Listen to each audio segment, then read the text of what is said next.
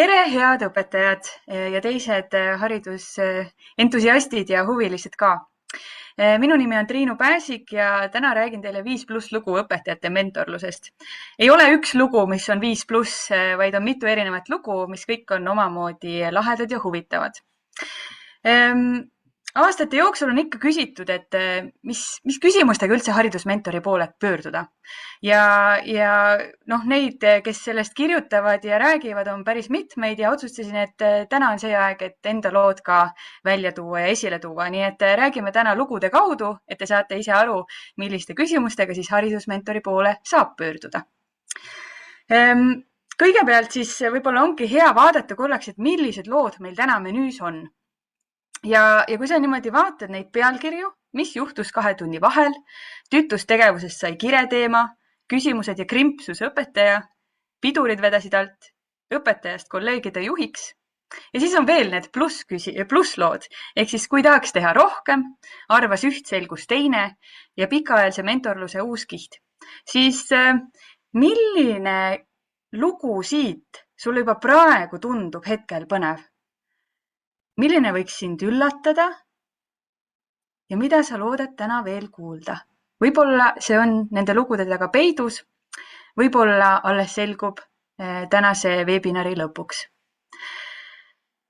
Aga hakkame tasapisi minema ja alustan ka ühest loost. Alustan nimelt sellest loost, mida ma näen ja õpetajad ise räägivad, et mis täna turul toimub. Ja toimub nimelt see, et õpetajad käivad mõnusasti koolitamas ennast ja teisi ka.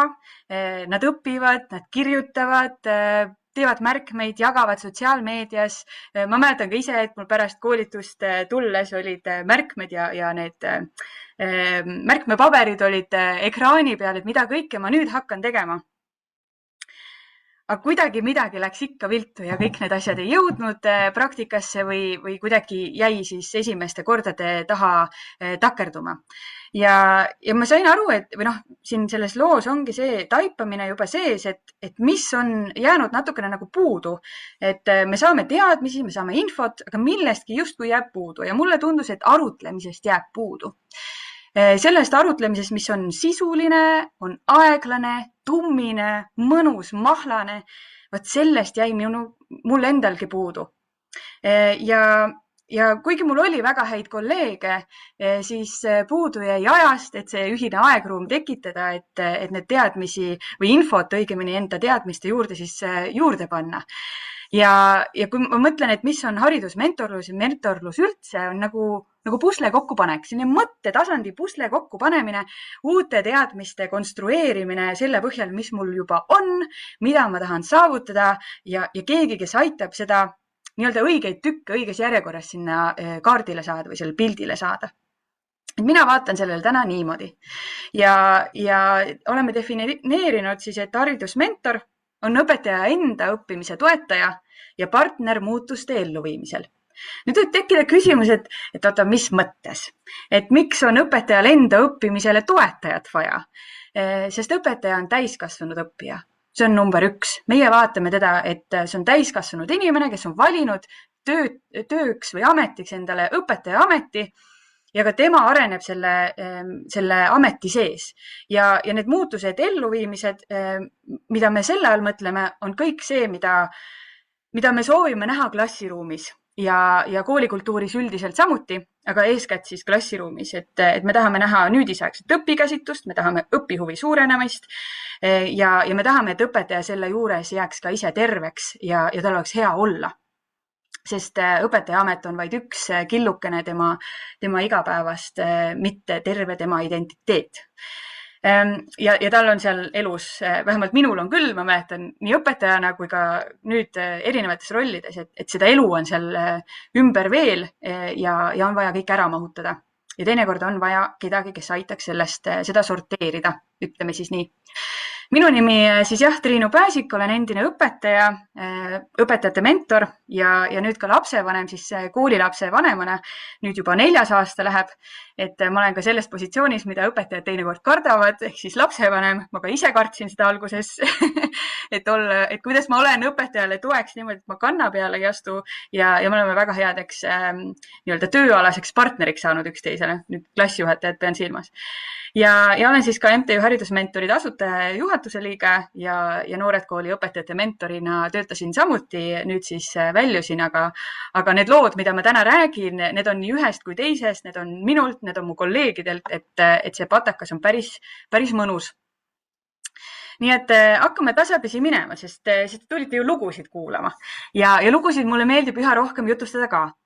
Ehk siis ma olin nüüd kõik õpetajad, kellest ma räägin, on väga-väga armsad ja toredad inimesed, me saame väga hästi kõikidega läbi ja üks nende hulgast oli ka tema, kellest see lugu on. Ma hoian lihtsalt teatud info enda kanda, sest see ei oma tähtsust selle jaoks, et võib-olla tunnete ennastki ära. Ja see lugu siis räägib sellest, kuidas ma läksin tundi vaatlema, õpetajal oli selgelt kehva päev. Ma ei tea, kui kaua see kehva päev oli kestnud, mitu päeva see oli juba kestnud, aga oli tunda, et midagi on nihu, midagi on pahasti. Et teda ärritasid väikesed asjad, väikesed muutused, suured muutused kodus, tööl, et neid ärritajaid ja tegureid oli päris palju. Ja kui siis tund algas, oli tunda õhust, et ma ei oska seda nagu kirjeldada, sest ma ei näe seda, aga me mõnikord tunneme, et õhus on midagi ja me ei saa päris täpselt kohe aru, mis see on. Ja see tund läks käima ja tekitas kohe sellise nagu kuidagi ebamugavust oli tunda, väga selged ja nagu käskivas kõneviisis olid õpetaja pöördumised ja õpilased võtsid selle kohe omaks ja hakkasid omavahel ka niimoodi natukene teravalt või okkaliselt ütlema. Ja see tund sai lõpule. Oli vahetund, need õpilased läksid vahetundi, need samad õpilased hakkasid kohe tagasi ka tulema pärast vahetundi, aga täpselt oligi siis 2 tunni vahel. Oli paus ja ma küsisin, et kuidas läks, sest esimene mulje on ikkagi vaja nagu välja saada, see tunnetuslik, mitte ratsionaalne, lihtsalt emotsionaalne tunnetus ja muljed.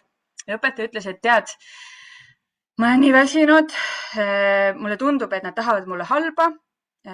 Et see, et mina olin ruumis, ma arvan, et nad tahtsid mulle halba, nad tahtsid, et ma ebaõnnestuksin. Ja me rääkisime natukene seda juttu edasi, kuni ma hakkasin küsima, et okei, ma vaatasin kella, et kohe vahetund lõpeb, need samad õpilased tulevad tagasi. Et midagi on vaja muuta. Ja ma küsisin, et aga ole hea, räägi mulle igast õpilasest midagi, mis neil on hästi, milles nad on osavad. Ja siis õpetaja võttis korra sügavalt hingas sisse muidugi. Ja siis sealt hakkas natukene nagu tulema. Ja et see näiteks joonistab hästi või tema keskendub nüüd juba päris hästi ja ta tuli sealt tagant ära, ta on siin ees mul, ta on juba päris tubli, et ta niimoodi siia tuli ja niimoodi kiitis ja toetas neid mõttega. Teine tund hakkas peale, see tund oli nagu ära vahetatud. Nagu päriselt. Õpetaja oli hoopis teises meeleolus. Oli tunda, et õpilased olid nagu teistmoodi. Õpetaja tegi isegi nalja selles tunnis, nagu päriselt tegi nalja. Nagu sellist meeleolukat, mõnusat vestlust ajas, tõi elulisi näiteid, hästi mõnus voolav tund, nii nagu tal teised tunnidki on. Ja me saime selle tunniga kätte ja kui siis 2 tunni vahel, siis pärast teist tundi ma küsisin uuesti, et kuidas nüüd oli, et kohe on võrdlusmoment on sees. Hoopis teistmoodi. Ma küsisin, mis siin vahel oli või et mis siis muutus. Vahetund oli vahel. Tõesti, oli küll vahetund vahel. Ongi nii, oli küll vahepeal, et me ei saa seda salata. Mulle tundub, et sa olid meelestanud ennast teisiti. Ja siis ta jäi mõtlema, võttis pausi. Ma ei tea, mis ta peas toimus, aga ta võttis pausi. Ja tõepoolest selline nagu kergus juhtus tema sees, ta hakkas mõtlema ju nendest õpilastest teistmoodi. Ahelad ju purunesid, sest raskust tuli vähemaks, sellepärast, et ma tahtsin olla hoopis teistsugune õpetaja sel hetkel. Ja tegelikult ka teooria ütleb, et tegelikult selline õpetaja hoiak juba iseenesest ennustab tunni kulgu ja õpilaste kaasatust. Ja täpselt see oli see, millele me nagu saime justkui kinnitust seal samas paari tunni jooksul.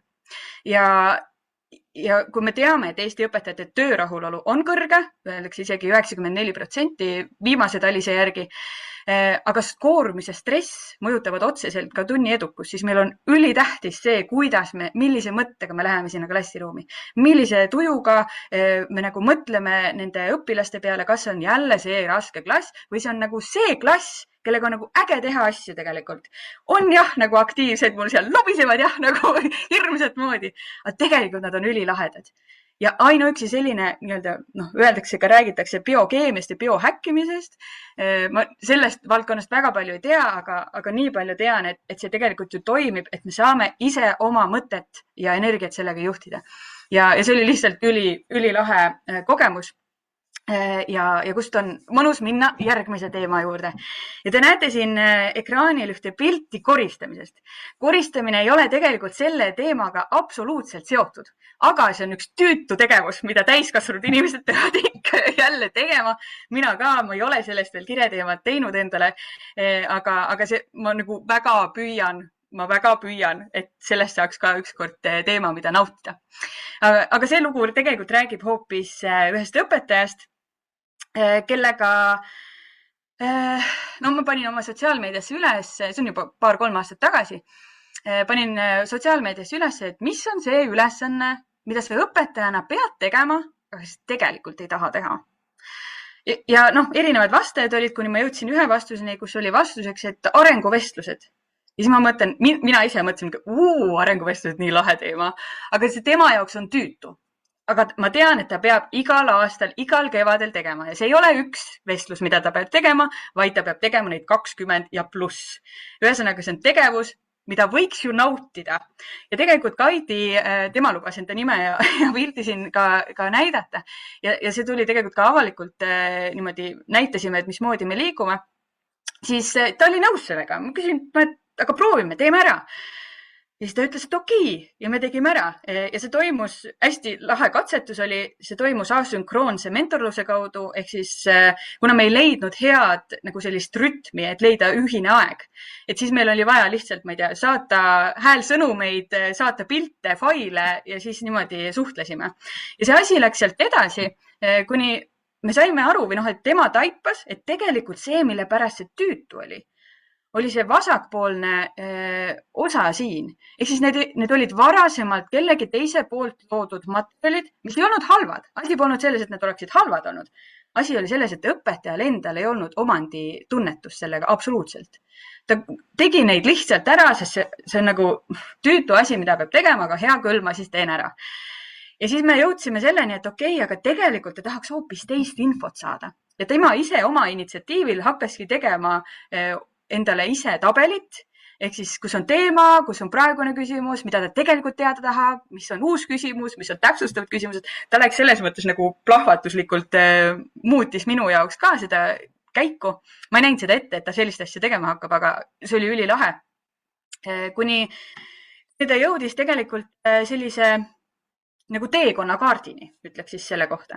Ja siin on päris palju asju, nagu te näete, et siin on teemad, siin on küsimused, siin on hästi palju teksti, kõike seda. Ja esimesel aastal ta tegi selle järgi, sest ta oli väga vaimustuses. Järgmisel aastal ta arendas seda veel edasi. Ja ta tegi sellest 3 versiooni, sellepärast, et õpilased on ju erinevad. Ja ta tahtis anda tegelikult, ta päris valget lehte ei tahtnud anda, selleks ise ei olnud veel valmis. Aga samas seda nagu täistikitud lehte ka ei tahtnud anda. Ja siis ta tegi 3 varianti, mille hulgast õpilane sai siis valida, et millise järgi ta tahab minna. Sest õpilased on ka erinevad ja selles hetkes, kus me oleme vestluses, oleme ka erinevad. Nii et tema läks selle kaudu ja asi siin veel ei lõppenud. Tegelikult siit läks veel nagu pauguga edasi. Me tegime koos temaga e-kursuse ja tegelikult ta käib ka nüüd tegemas töötubasid. Ja ma tuletan meelde, kõik algas sellest, et see oli tüütu tegevus, mida talle ei meeldinud teha. Ehk siis me leidsime üles selle, mis oli tegelikult tüütu, mida ta tegelikult tahaks teha ja viisime need 2 asja kokku. Ja tema oli see, kes põhilise töö ära tegi ja nautis seda protsessi hoopis teisel moel, et see oli väga-väga äge. Täna on ka tiimi liige, nii et me ei lasknud teda üldse kaugele ära minna. Selliseid asju võib ka juhtuda. Nüüd järgmine teema või lugu on ka üks päris lahe lugu. See on ühest hetkest pärast või sellises üks-ühele vestluses, kus ma tean, et õpetaja kasutab tunnis väga häid küsimusi. Suurepäraseid küsimusi, mis panevad õpilased tõesti mõtlema. Väga head küsimused ja küsimuste küsimine iseenesest on väga suur oskus, mida treenitakse teinekord isegi aastaid, eks ole, coachid ja mentorid ka tegelikult, see on tööriist. et panna inimesed mõtlema, tegutsema, õppima. Ja sellel õpetajal oli väga hea küsimuste küsimuse oskus juba olemas. Ja ma tegin ühes vestluses temaga, tegin talle ettepaneku, et kuule, mis oleks, kui su õpilased hakkaksid küsimusi küsima?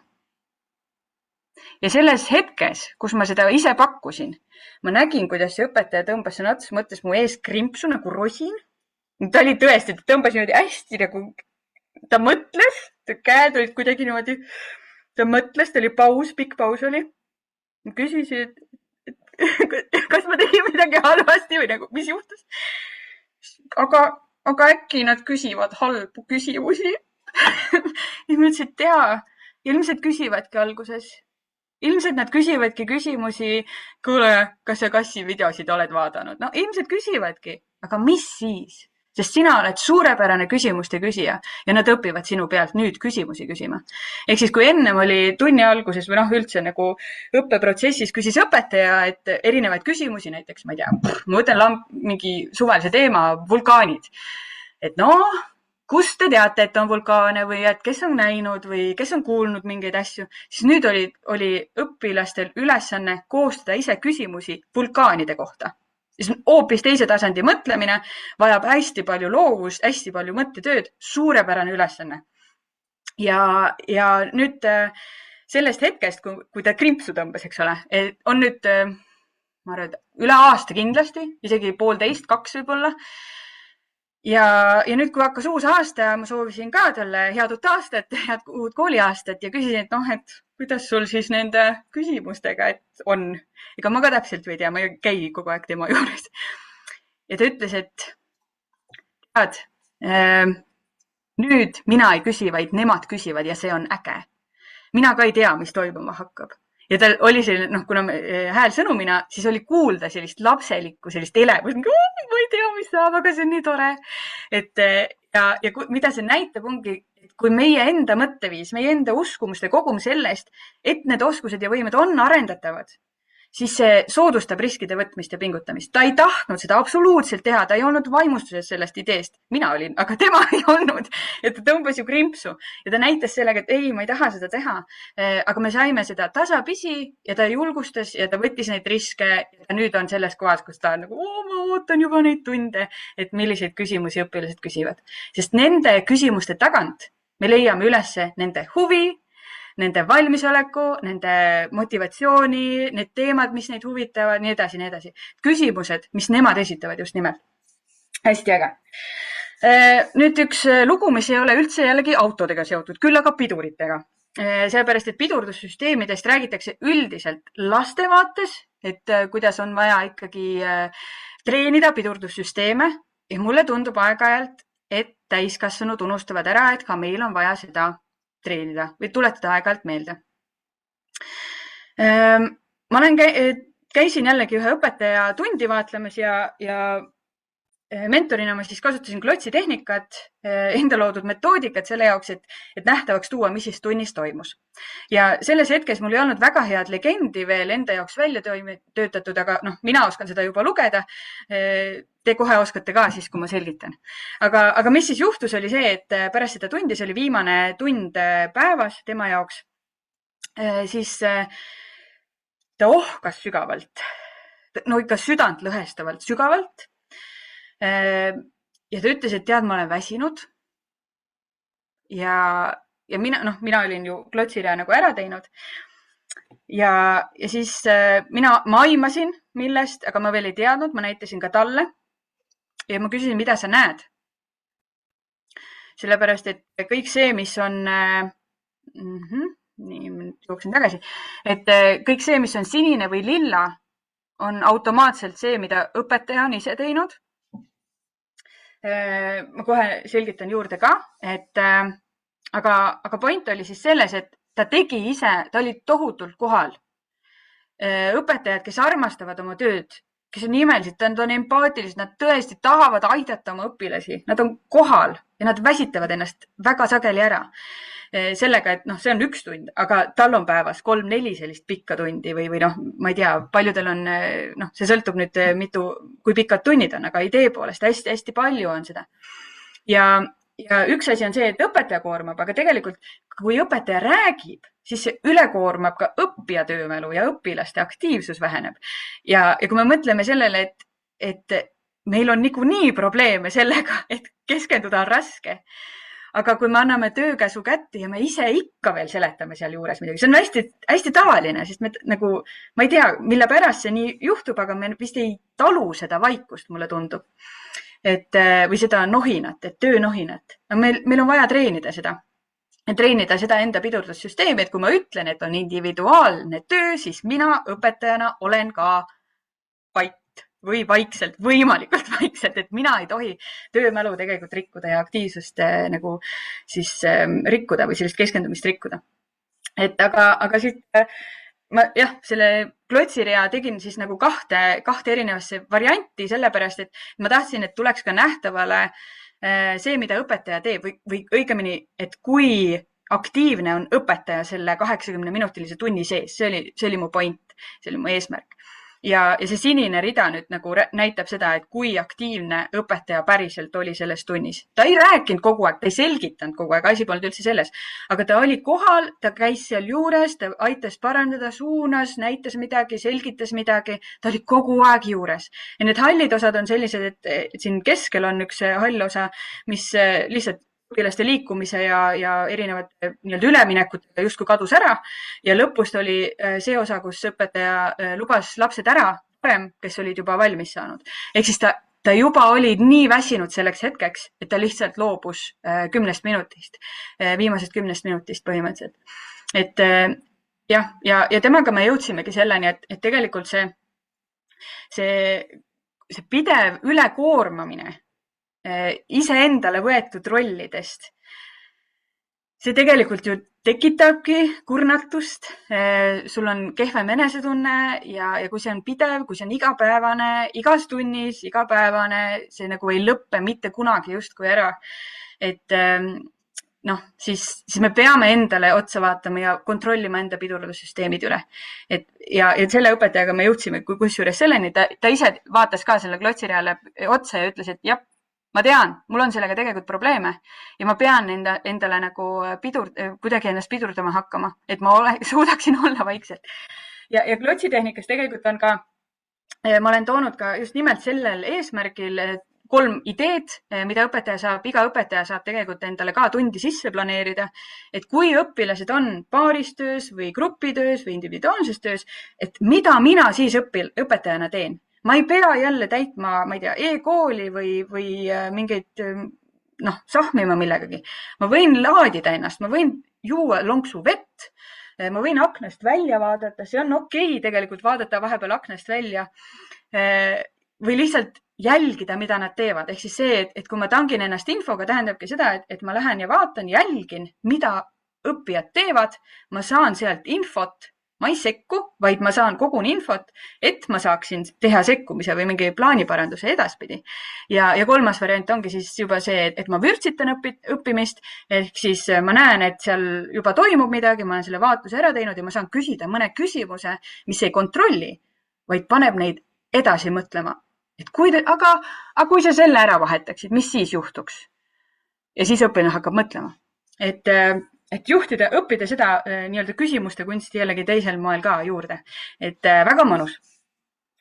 Siis, see oli lahe lugu. See on lugu sellest, mis juhtub siis, kui õpetajast saab juht, keskastme juht tegelikult. Ei saanud koolijuht, aga ta oli ühel hetkel olukorras, kus ta, kuidas öelda,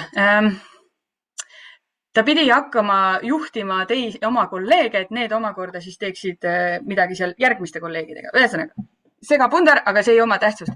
Sellepärast, et mis juhtus või juhtub üldiselt on see, et tekib rollide segadus enda sees.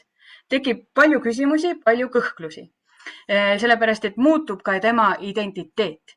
Enam ei ole ta vaid õpetaja oma õpilastele, vaid ka kolleegide suunaja. Vaat seal tekivad tihti mingid käärid või mingid segadused. Ka minu enda sees on seda tekkinud karjääri jooksul, et mismoodi ma nüüd käitun või et kes mina olen või et kõik need küsimused olid ka tema peas. Näiteks, et mul on tunne, et mina pean kogu aeg midagi tegema. ta teab, et juht ei pea tegema, aga tunne on, või et näiteks, et ebapopulaarsete otsuste tegemine on raske, see tõdemus tekkis meie ühise mentorluse käigus ja kas ma olen üldse pädev, sellised kõhklused, kahtlused, sest see roll ja identiteet juba olid muutunud ja muutumas. Ja nüüd ma näitasin talle ka neid slaide ja küsisin talt luba, et kas niimoodi võib seda lugu rääkida. Ja ta ütleski, et tõesti, et minul, et tema jaoks siis üks mõte kummitas veel sellel teekonnal, et kas olen mina ütlema õige vale, kas ma olen piisavalt pädev ja pärast seda ühist koosolemist või neid ühiseid vestlusi, meil oli 9 kohtumist, et siis ei peagi ütlema, mis on õige või vale, selline taipamine, õpi kuulama, usaldama oma kolleege nagu õpilasi klassis, luba endal olla õppija, sest juhiks saamine on õpitav. Et me ikka ja jälle jõudsime selleni, et see, mida ta teeb õpilastega, ta tundis seal juba ennast enesekindlalt. Ja ma ütlesin, et vot, aga kuidas oleks, kui sa teeksid seda sama nüüd oma kolleegidega? Mitte sellepärast, et nad oleksid nagu kehvemad, aga sellepärast, et see olukord on lihtsalt väga sarnane. Ja ta sai väga palju sellest just nimelt nagu abi, et mõelda, et okei, õpilastega töötas, äkki töötab kolleegidega ka. Ja sellest mõttekäigust läksid asjad väga mõnusasti edasi. Ja üks mõte veel, mis ta siia viimasele kohtumisele kaasa võttis, et huvitav, milline see oleks teekond olnud ilma mentorita.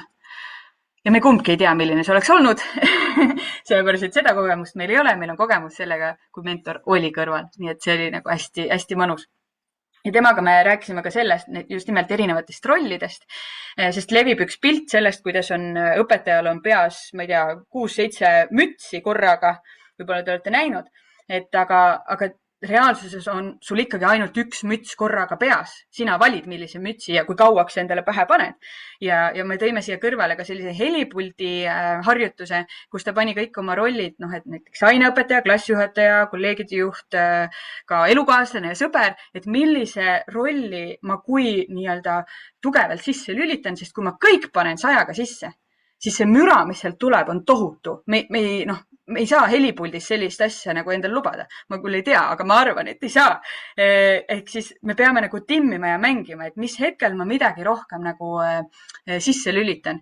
Ja see aitas seda päris palju. Ja üks teine harjutus, mis on sarnane, on rolliaatom. Ehk siis millised on minu ametid, millised on rollid selle sees ja näiteks seesama, et klassijuhataja, et et mis roll, see on ametiga kaasnev roll on klassijuhataja, aga ma olen seal sees, ma ei tea, näiteks suunaja, inspireerija, toetaja, nii edasi, et millised rollid selle sees on ja siis see rolliaatom tegelikult tuli mu kolleegi kaudu. See meetod, et kes oli siis oma menteega kohtumisel, kes ütles, et ma tahaks teha rohkem. Ja väga sageli ei kuule õpetajad ütlemas, et ma tahaks teha rohkem. Pigem, et kogu aeg, et nii palju on, ma ei taha midagi enam rohkem teha. Aga tema oli selles situatsioonis, kus tema tundis, et ma tahaks teha midagi enamat. Ja see enam ei olnud, et ma tahan veel ühte asja teha, vaid see oli sellest rollist tingitud, et ta tundis, et ma tahan midagi nüüd nii-öelda õpetajatele tagasi anda.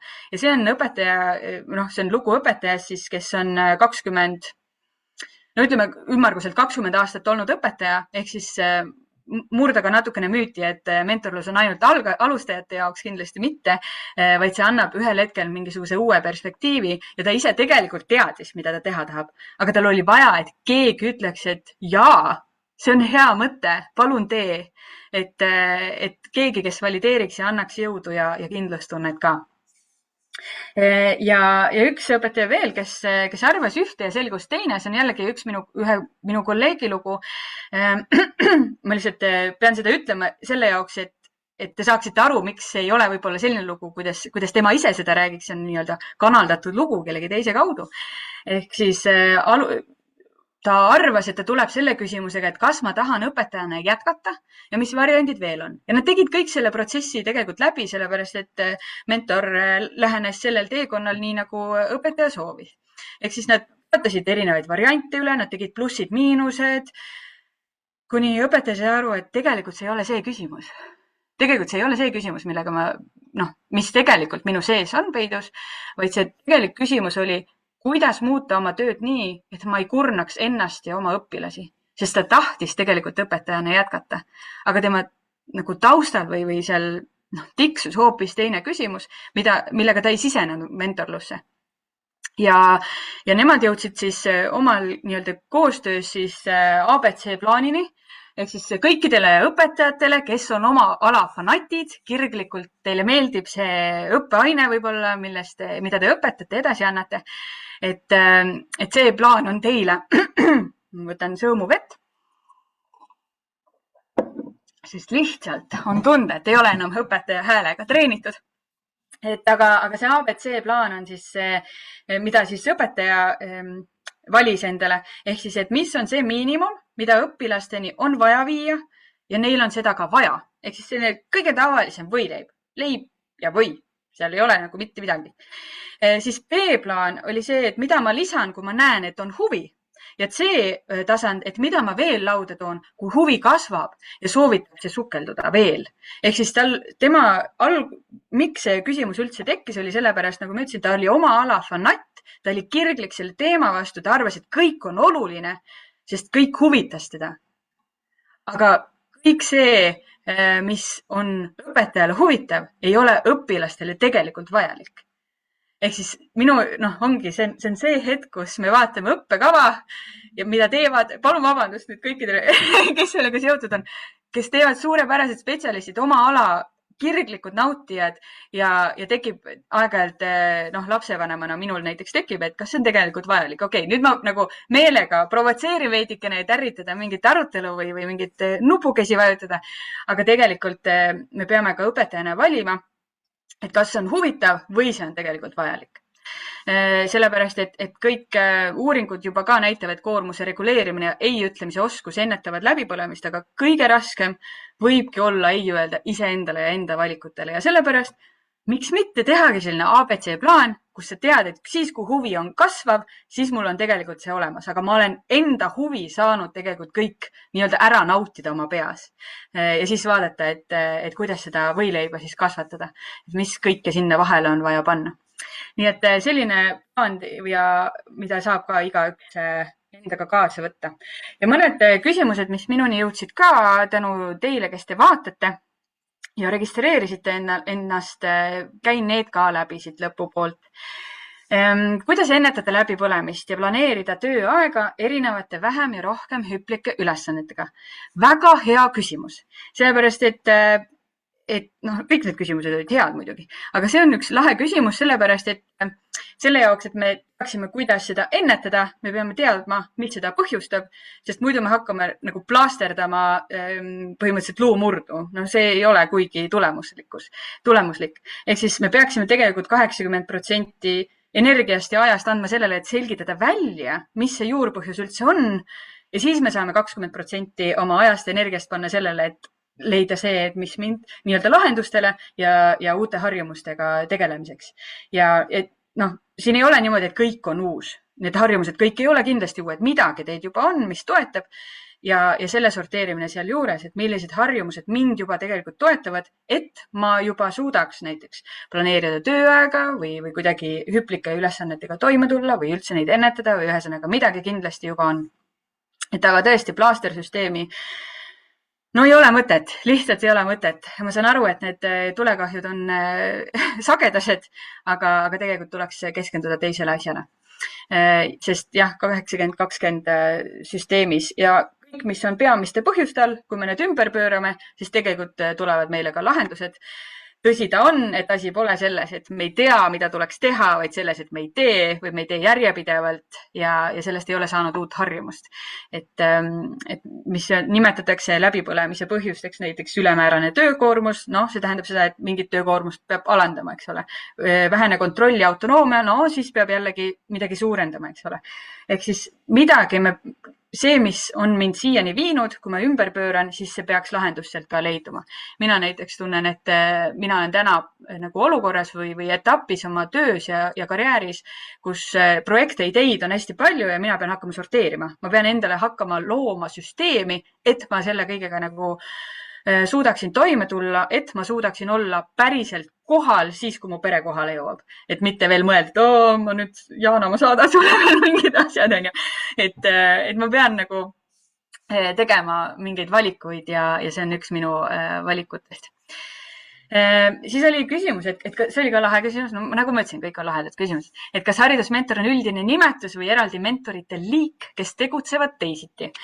Siis haridusmentor on tegelikult üldnimetus valdkonna järgi, nii nagu on ärimentorid, sotsiaalmeedia mentorid, ma ei tea, kus neid mentoreid igal pool on, aga see tegutsemise stiil sõltub siis olukorrast ja vajadusest ja tegelikult selle enda mentori nagu tõekspidamistest, uskumustest samuti, et kas ta on pigem selline coachiv või ta on pigem juhendav ja seal nii-öelda, ta on nagu skaala alati, et see sõltub olukorrast, sõltub paljudest hetkedest, aga mõnikord on, et pigem mentorid siis valivad, et kuhu poole nad ise kalduvad. Mina olen rohkem sükene, ma alustan coachivalt ja siis ma mõnikord lähen sinna, aga äkki oleks kui, mis sa siis arvad? et ma päris, aga okei, las ta jääb. Nii, siis oli veel siis oli see ka, et kellele, eks ole ka, et haridusmentor lihtsalt see sõnana või terminina on käibel. Koolijuhtidele mõeldes Harno lehel on ka, need on koolijuhid, kes on valmis olema mentoriks teistele koolijuhtidele ja siis MTÜ Haridusmentorid lehelt on spetsiaalselt siis õpetajatele fokusseeritud mentorid ja seal meie selline lemmikampluaa on tegevõpetajad, seepärast, et alustavatele on igal pool mujal ka pakkumisi, aga tegeleme tegevõpetajatega. Ja nagu siin mainitud juba oli alguses, et siis distantsilt targemaks webinaride on kirjeldatud ka seda mentorlust natukene põhjalikumalt sellises teoreetilises võtmes, et soovitan seda ka kindlasti kuulata. Eva Eisenschmidti ja Karmen Pauliga oli see. Nüüd siis see oli ka huvitav küsimus, sest ma ei ole koolijuht, aga kas koolijuhid pigem soovivad või pelgavad haridusmentorlust kooli sisse tuua, siis ma arvan, et kuna seda lihtsalt neid täpsemaid andmeid mul ei ole, aga ma tean seda, et alati on neid, kes on poolt ja kes on pigem mitte vastu, aga nad on ettevaatlikud, sest haridusmentorlus on investeering ja see ei ole käega katsutav tulemus, mida on näha. Küll aga need koolijuhid, kes on seda enda õpetajatele võimaldanud, me panime lihtsalt mõned näited, kellega meil on koostööd olnud aastate jooksul, et siis võib-olla nemad saavad lihtsalt vastata teie küsimustele, kui te otse pöördute, et võib-olla millist mõju nad märkasid või nägid ja märkasid, kuidas nad vahendid leiti, sest küsimus on aeg-ajalt ikkagi rahas ka ja igasugused muud küsimused, et ma arvan, et nende koolide poole pöördudes te saate vastused ka, kui teil need juba on tekkinud, mis on väga tore, kui on küsimusi tekkinud, nagu me juba küsimustest rääkisime. Siis, kuidas mentorlust korraldatakse, mis on selle peamised tegevused ja tavad Eesti haridusasutustes? Siis jällegi, mul ei ole konkreetset andmestikku, sellepärast, et minule teadaolevalt ei ole seda nii põhjalikult veel uuritud, aga hea vihje kõikidele magistrantidele ilmselt, aga selline tunnetuslik on ja praegu niimoodi õpetajaid ka kuulates, et see pigem killustatud. Igaüks teeb natukene nagu omamoodi, sest ongi erinevad pesad, kes sellega tegelevad, ka Tallinna ja Tartu Ülikool ja alustavat õpetajat toetav kool niisamuti, eks ole, et MTÜ ka veel, et ühesõnaga igaüks teeb natuke omamoodi. Suunatud on pigem alustajatele, mitte tegevõpetajatele ja tavapärane on, et pigem nagu kui majas sees on mentorlus, et siis on see sama aines staažikas kolleeg, pigem selline ainedidaktiline tugi või siis tugiisik justkui sisseelamisel, et ma ei tea, kuidas printer töötab või milliseid taotlusi on vaja esitada, et mis on ka hästi olulised, absoluutselt olulised, aga lihtsalt, et küsimus on, kas see, kuidas me räägime ja nimetame ja tõlgendame asju, et kas need lähevad ühte jalga või ei lähe.